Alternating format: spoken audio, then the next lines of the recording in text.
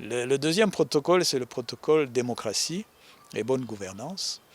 Ce protocole-là contient tout ce qui va avec la mise en place des institutions. D'abord, la première partie, c'est pour les institutions de transition, et la deuxième partie, c'est pour les institutions après la transition. Tous les principes démocratiques sont mis dedans.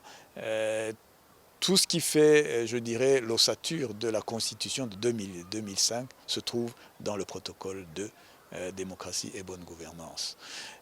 Toutes les mesures que le gouvernement aurait dû mettre en place pour la bonne gouvernance se trouvent dans ce protocole. Malheureusement, encore une fois, ce protocole-là, il n'a été appliqué que les fameux 60-40.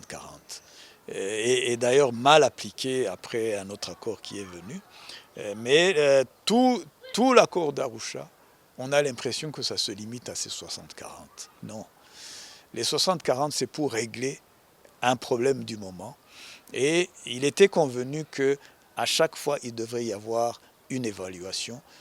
D'abord au niveau de la commission dont je vais parler plus tard, la commission de suivi de l'application de l'accord, et au niveau de l'Assemblée et du Sénat, pour voir que réellement les Barundi, Hutu et Tutsi, maintenant travaillent ensemble dans toutes les institutions en suivant ce pourcentage de 60-40.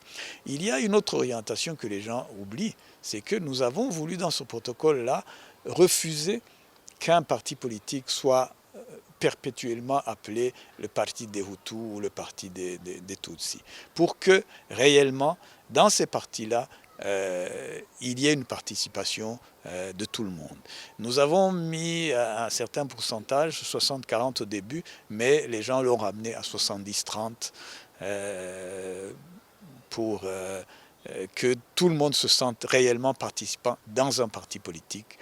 Si c'est un parti dit majoritairement Hutu, mais qu'il y ait quand même des Tutsis qui sont présents dans ce parti. Si c'est un parti dit majoritairement Tutsi, qu'il y ait aussi des Hutus qui participent dans ce parti-là, pour que notre intention était pour que justement la question ethnique ne soit plus utilisée en politique. Malheureusement, ça n'a pas été appliqué comme il faut, et c'est ce qu'on voit jusqu'à présent. Ces étiquettes reviennent perpétuellement en politique. Donc, le protocole 2, c'est vraiment le protocole de la Constitution.